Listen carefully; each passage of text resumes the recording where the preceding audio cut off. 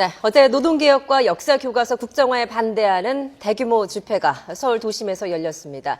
여야가 이 집회에 대해서 상반된 평을 내놨는데요. 사흘 동안 이어졌던 여야의 선거구 획정 담판은 결렬이 됐습니다. 전국 소식 알아보겠습니다. 네, 지금 장성호 건국대 교수, 강훈식 동국대 교수 두 분 모셨습니다. 어서 오십시오. 어서 오세요. 네, 안녕하세요. 네. 자, 앞서 저희들이 단신 리포트로 서울 도심에서 일어난 집회 소식 자세히 전해드렸습니다. 굉장히 규모가 상당히 컸고요. 또 많은 분들이 2008년 광우병 촛불 집회를 연상케 한다 이런 얘기도 있었습니다. 그리고 경찰의 과잉 진압 논란도 있었고요. 먼저 어제 그 시위 어떻게 보셨는지 좀 한마디씩 듣고 싶네요. 그래서 격렬 시위가 12시간 동안 지속됐고, 그리고 51명이 지금 연행됐다고 경찰이 발표를 했는데, 우리 정치가 80년도 민주화운동할 때는 사실은 이제 여러 가지 권위주의 정권에 항거하는 민주화운동에서 거리의 정치라고 이렇게 표현을 했는데, 지금 민주정부가 들어서 이제 벌써 이제 한 20, 30년이 흘렀지 않았습니까? 네. 그럼에도 불구하고 그때 당시와 똑같은, 지금 박근혜 정권이 독재 정권은 아니지 않습니까? 네. 그래서 어쨌건 공권력으로 강하게 이렇게 막는 것도 문제고, 그리고 가격 폭력 시도 저는 문제라고 봅니다. 80년도 민주화 운동의 결과로서 법과 제도가 우리가 이제 완비가 됐고, 그리고 그 절차적 민주주의에 따라서 국정이 운영되고 있는 이 시점에서 법과 제도로서 충분히 대화를 하고, 그리고 정치권에서 해결할 문제를 네. 정치권 그리고 선거를 앞두고 시민들이 다시 이렇게 해서 폭력 양상을 보이는 것, 그리고 정부에서도 마찬가지로 지금 이렇게 강하게 지금 막고 있지 않습니까? 그래서 양쪽 다 여러 가지 변에서 보면은 좀 문제가 있는데, 이것을 우리가 지금 우리의 어떤 민주주의 제도가 정말 우리가 피를 흘려서 얻은 것이라고 생각을 하고, 네.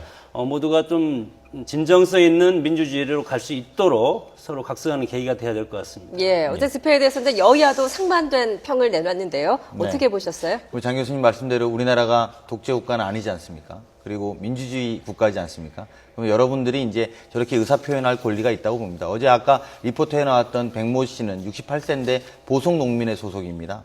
68세의 어르신이 지금 물대표를 받아갖고 안구 환물까지도 확인해보고 있다는 이런 상황이라는 거거든요. 예. 물론 이제 과격한 시위나 이런 문화들에 대해서는 우리나라 국민들이 이제 벗어날 때가 됐습니다. 말씀대로 민주주의 국가고 민주화가 됐기 때문이죠. 하지만 그럼에도 불구하고 저런 식의 과잉 진압을 하는 서구 어느 나라도 없습니다. 네. 민주화가 된 나라의 진압치고는 좀 과잉했었다라고 봐야 될 것 같고요. 네. 저런 것들이 오히려 국민들의 정서에 영린이라고 하죠. 국민들의 정서를 거스릴 수 있습니다. 예. 그러니까 말씀대로 독재 국가도 아니고 민주주의 국가에서 자유적인 의사 표현을 하는 과정에서 너무 불필요하게 과잉 진압한 거는 제가 볼 때는 경찰청장이 되었던 아니면 법무부 장관이 되었던 이 부분에 대한 어떤 표명은 있어야 될 것 같고, 대국민 담화가 이제 있을 거라고 합니다만 네. 그냥 원칙적으로 법에 대해서 본인들이 보호하기 위해서 법을 어긋난 것들은 진압했을 뿐이다라는 식의 만약에 담화라면 국민들은 또다시 한번 상처받지 않을까 이런 생각이 듭니다. 네, 알겠습니다.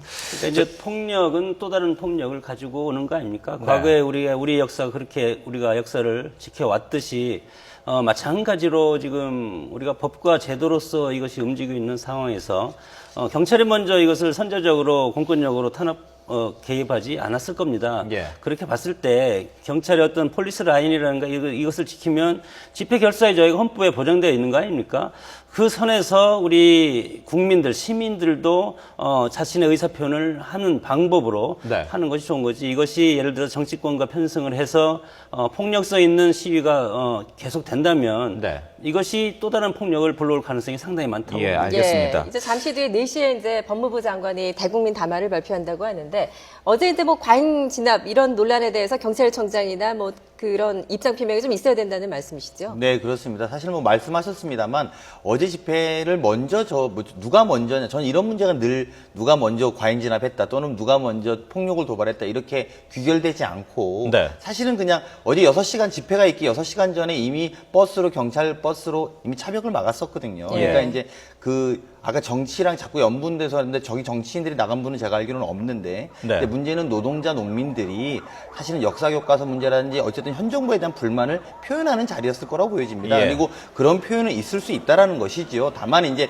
그런 표현을 진압하는 과정, 즉 진압이라는 표현을 우리가 쓰고 있는 과정에서 당연히 정부 당국과 경찰들이 물론 정부 당국과 경찰이 경찰들이 그걸 이야기를 듣는 입장은 아닙니다만 네. 예. 그럼에도 불구하고 좀 저렇게까지 과잉 진압에 또 의식불명의 상태가 뇌출혈 수술을 하고 나서도 지금 몇 시간이 이어지고 있다는 것 아니겠습니까? 예. 만약에 저분이 혹시 그런 일이 있으면 안 되겠지만 혹시라도 목숨이 안 좋아진다고 하면 이건 정말로 정권으로부터도 부담이다 이겁니다. 그래서 예. 조금 더 합리적인 선택과 대응을 할 필요가 있겠다는 생각이 듭니다. 알겠습니다. 예. 이 집회와 관련된 평가 이야기는 일단 여기에서 가름을 하도록 한 가지 하고요. 한 말씀만 더 드리면 이제 짧게 좀 정리를 공권력이라는 것은 이제 뭐 진압이 아니고 질서 유지를 위해서 우리가 이제 필요한 것이고 네. 질서 유지를 범위를 벗어난 거면은 그것은 이제 진압을 할 수밖에 없는 것이 우리 현실이고 그리고 예. 뭐 안보도 마찬가지 아닙니까? 이런 차원에서 봐야 된다고 봅니다. 예. 자, 정치권 소식을 본격적으로 좀 이야기를 해보도록 하겠습니다. 개헌론 이야기가 나왔습니다. 네. 이번에는 그 앞서 나온 개헌론과 좀 다른 게 그 진원지가 일부 친박계에서 나왔다는 것. 이 부분에 대해서는 어떻게 생각하십니까? 먼저, 예. 네, 강 교수님. 뭐 두 가지 정도 측면이 있죠.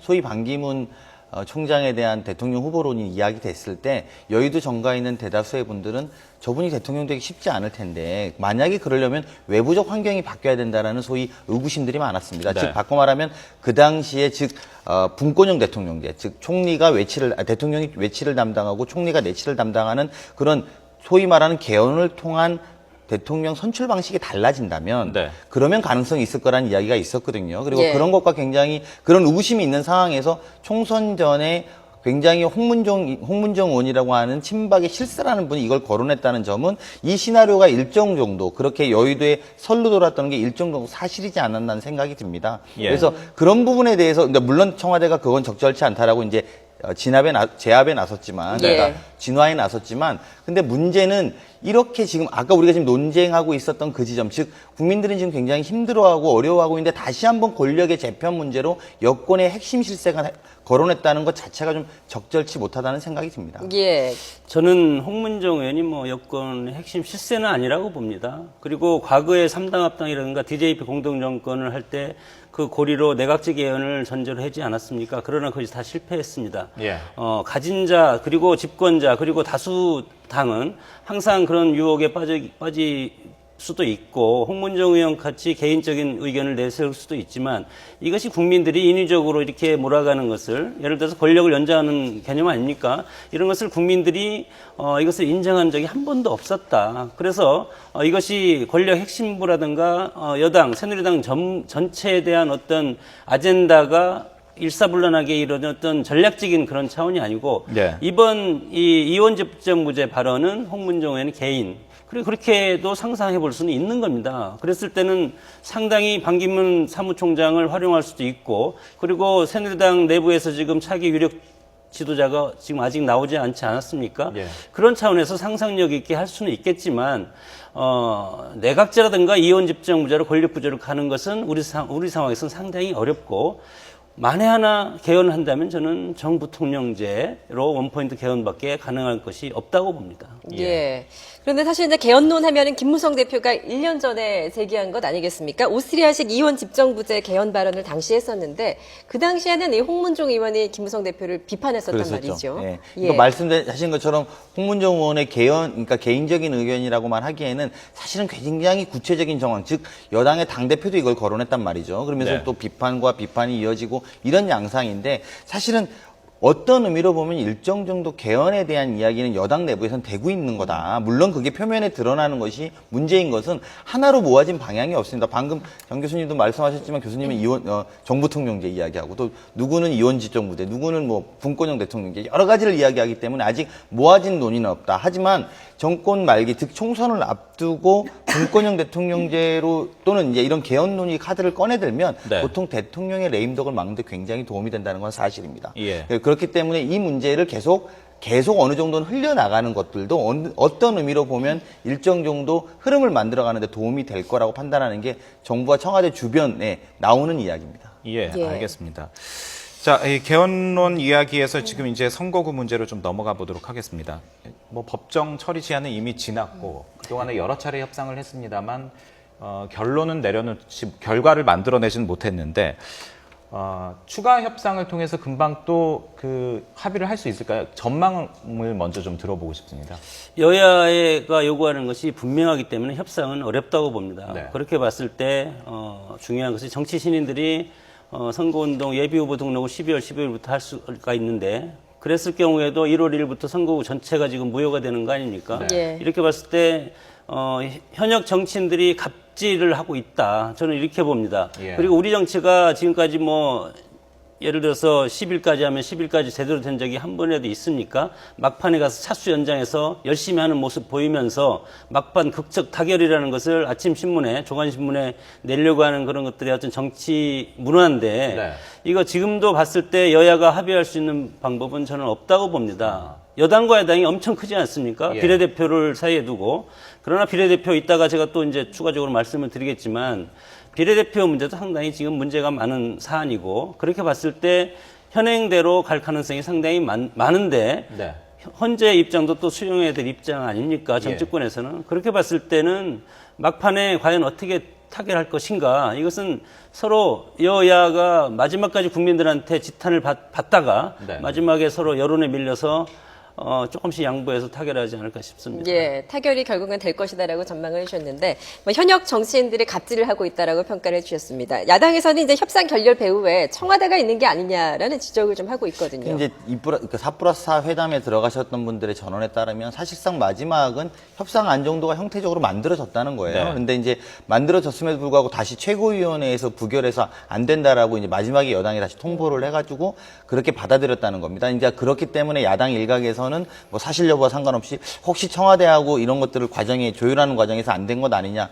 왜냐하면 또 그렇게 의심할 수 있는 것들이 세월호법이라든지 국회법이라든지 좀 최근에는 김무성 대표가 문재인 대표랑 담판을 해서 안심번호제 도입을 합의했습니다만 결국은 그것도 청와대의 반대로 다 무산됐던 과정들이 있지 않았겠습니까? 네. 이제 그러다 보니까 이제 야당이 일부에서는 그런 의심을 할 수 있다고 보여지고요. 근데 문제는 이제 그런 것들보다도 현재 선거법의 원칙이 여야가 합의되는 게 원칙입니다. 네네. 근데 합의를 원칙으로 하다 보니까 서로 그 지렛대의 끝에서 힘 다르기를 하고 있는 모양새가 되어 있는 예. 거죠. 그러니까 합의되지 않으면 원래대로 해라는 양쪽 다. 그러니까 그거는 여야가 같이 비판받아야 될 지점들이 있을 거라고 봅니다. 네. 물론 총선을 앞두고 룰을 정하는 문제이기 때문에 게임의 룰을 정하는 문제이기 때문에 서로 유리한 삿바싸움을 하려고 하는 것들은 있을 거라고 보여집니다. 그렇지만 그럼에도 불구하고 이 광경을 지켜보고 있는 국민들의 눈높이에 어느 정도 맞춰주시려면 예. 최소한의 시간들, 즉 지금이 12월 15일이 예비후보로 등록하는 시간이니까요. 최소한의 시간을 지켜서 염치 있는 정치인이 좀 됐으면 하는 바람입니다. 네. 원래대로 해, 뭐 이런 얘기도 하셨습니다만. 그렇습니다. 예. 뭐 원래대로 한다 하더라도 일단은 뭐 현역이나 지금 자리에 계신 분들은 그렇게 큰 문제될 게 손해를 없죠. 볼 수 예, 없다 예. 이런 인식이 있는 것 그렇죠. 같은데 지금 뭐 보도에도 많이 나왔습니다만 네. 가장 쟁점이 되는 게 이제 농어촌 지역구 어떻게 할 것이냐, 네. 인구 하한선에 도달하는 그런 지역. 그리고 이제 비례대표를 줄일 것이냐 말 것이냐 이건 이제 여야가 극명하게 갈리는 부분인데 이 부분에 대해서는 어떻게 결론이 날 거라고 보십니까? 농어촌을 살려야죠. 우리의 뿌리이기 때문에 농어촌을 살려야 되기 때문에 농어촌 의석은 늘려야 된다고 봅니다. 그랬을 때는 비례를 대폭 저는 줄여야 된다는 입장인데 새누리당이 지금 그런 입장인 거죠. 새누리당 입장을 제가 대변하는 것은 아니고 제 뭐 하여튼 학자로서 제가 말씀을 드리는 겁니다. 그것은 뭐냐면 그 비례대표라는 것이 직능대표 아닙니까? 네. 우리 사회에서 지역구 의원 중에서 직능대표를 상당히 지금 활성화돼서 뽑아 올릴 수가 있고 그리고 우리가 지금 정당이 무소속을 허용하고 있지 않습니까? 예. 그러면 무소속한테도 비례대표를 줘야 됩니다. 네. 여당, 야당, 정당한테만 비례대표를 배분하는 것 자체가 문제가 있고 그리고 우리 두 번째는 우리 정당이 개파 보수주의이기 때문에 비례대표 제도를 만들 경우에 개파 보수의 대리인들을 상당 부분 비례대표에 포진시킬 가능성이 많고 네. 그래서 개파 정치가 계속 지속될 가능성이 많고 그리고 세 번째는 지금 OECD 국가 중에서 OECD가 34개국인데 네. 채택국가 28개국입니다. 물론. 네. 그러나 채택하지 않은 나라가 미국, 영국, 캐나다, 프랑스 등 6개국인데 정치 선진국입니다. 우리도 선진국 반열에 지금 들어가야 되지 않겠습니까? 이렇게 봤을 때 과거에 독일이 50% 정도, 우리가 지금 18% 비례대표 의석을 지금 주고 있는데 네. 독일이 50% 줬을 때 1919년 바이마르 헌법에서 독일이 망하지 않았습니까? 그것은 왜 그러냐면 비례대표가 들어갈 때 극좌나 극우 세력이 많이 들어가면 정당제도 자체하고 정치권 자체를 붕괴시킬 가능성이 상당히 많다. 왜곡시킬 가능성이 많기 때문에 우리 현실에서는 이미 직능 대표를 지역구에서 대체할 수 있는 그런 많은 지금 의원들이 배출되고 있다. 네. 이런 상황이기 때문에 비례대표는 저는 좀 대폭 줄여야 될 예. 필요가 있다고 봅니다. 새누리당을 대변한 거는 아니라고 하셨지만 사실 이 말씀을 야당에서 들으면 좀 화들짝 놀라실 것 같습니다. 어떻게 보십니까? 아니 이제 뭐 두 가지가 있는 거죠. 사실은 지금까지 비례대표가 그런 당 대표나 권력 실세에 의한 소위 줄 세우기 공천한 건 인정해야 될 겁니다. 네. 그러니까 그런 것들에 대한 문제점들은 저는 문제점으로 또 토론의 지점들을 남겨야 된다고 보고요. 하지만 그럼에도 불구하고 사실 지금 야당에서 주장하고 있는 것들에 대해서는 여당도 생각해 볼 필요가 있을 거라고 보여집니다. 무슨 말이냐면 김무성 대표가 지금 야당이 주장하고 있는 비례대표 즉 곤역별 비례대표에 대해서 받지 못하는 이유는 한 가지입니다. 실질적으로 비례대표 그렇게 도입이 되면 새누리당의 의석수가 줄어들기 때문이죠. 네. 그러니까 그런 것들을 사실 또 당대표 입장에서 그렇게 주장할 수 있습니다. 자기 당의 의석수가 줄어든다는 건 자기 당의 이익이 줄어드는 거니까 막을 수는 있겠죠. 하지만 이제 문재인 대표가 주장하는 이유는 이제 좀 호남, 영남의 소위 한 당의 독식 구조를 좀 없애자는 부분들이 실제로 좀 진정성이 있다라고 하면 그런 부분은 검토해야 될 거라고 보여지고요. 예. 그리고 말씀하신 것처럼 기간에 있었던 비례대표들의 어떤 줄세우기 문화 그리고 소위 자기 사람 심기의 공간으로 쓰였던 거에 대해서는 정치권이 또 반성해야 되는 또 한 지점이라고 생각이 듭니다. 예. 예. 이 자리에서 뭐 두 분도 생각이 다르신 만큼 또 여야도 지금 이 부분 가지고 첨예하게 지금 갈리고 있으니까 어떻게 결론 나는지 좀 지켜보고요. 개각 이야기를 좀 시간이 얼마나 있는지 모르겠습니다. 해보겠습니다.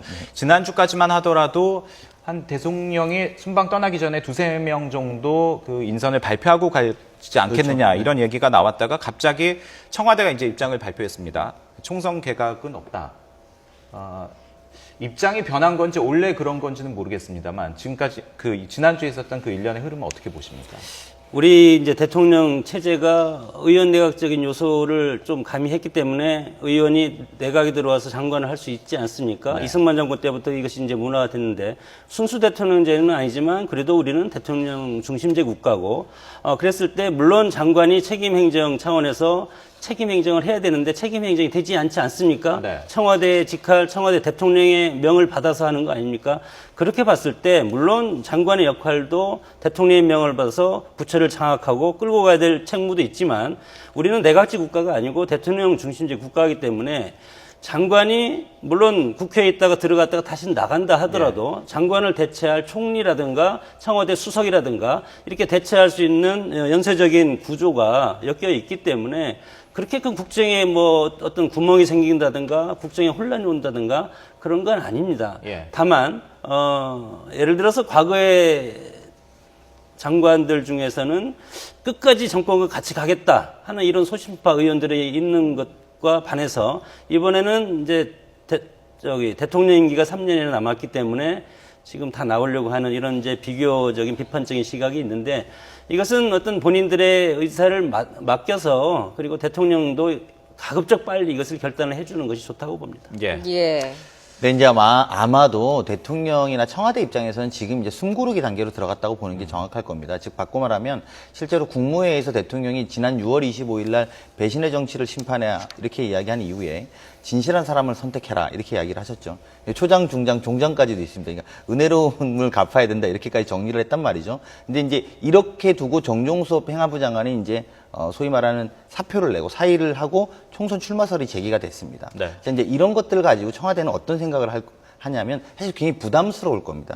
이런 와중에 또 누구를 나가라. 즉 지금 나가야 되는 대상자분들이 대부분은 출마용인 의원들이시거든요. 이제 그런 분들을 향한 개각까지 단행한다면 다분히 그 의미가 이게 좀 커지는 그런 경우의 수가 발생되는 것이고 그럴 경우에 청와대로서는 굉장히 여론에 부담이 있을 수 있습니다. 예. 아마 그렇기 때문에 그렇게 집행은 해놓고 숨고르기에 들어가서 아마 최근 또 지금 이 시간에도 아마 여론조사를 하면서 그런 것들을 상황을 지켜볼 가능성이 많고요. 아마도 그것과 맞물려서 어제 있었던 그 총궐기 이런 것들도 전체적인 흐름 속에서 아마 같이 해석되고 있을 것이다. 그래서 이제 갔다 와서 이런 것들이 좀 잠잠해지면 대통령이 또 외유 나가시는 국면이었고요. 예. 그러니까 이제 외유를 나가서 순방을 끝내시고 돌아오면 그런 것들이 좀 잠잠해서 여론에 적기에 하는 것이지 예. 이게 지금은 적기가 아니기 때문에 약간 미뤄놓은 것 아닌가 저는 그렇게 해석하고 있습니다. 네, 알겠습니다. 자, 오늘 전국 소식은 여기까지 듣도록 하겠습니다. 장성호 건국대 교수, 또 강훈식 동국대 교수 두 분 오늘 말씀 고맙습니다. 네, 잘 들었습니다. 네.